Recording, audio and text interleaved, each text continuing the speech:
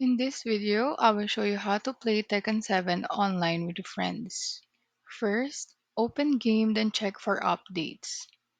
Launch Tekken 7 and make sure both of you are on the latest version and same platform.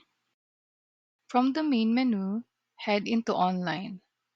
Step 3, online then player match. Select player match for private friend lobbies.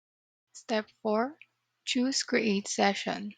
Set rounds and time, then add a private slot or password so only your friend can join.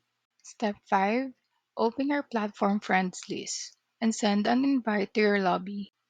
Step 6, if they are hosting, search session and join, or just accept their invite. Then step 7, pick your characters, then hit ready, and you're in. And just for a reminder, you need to be on the same platform to be able to play together.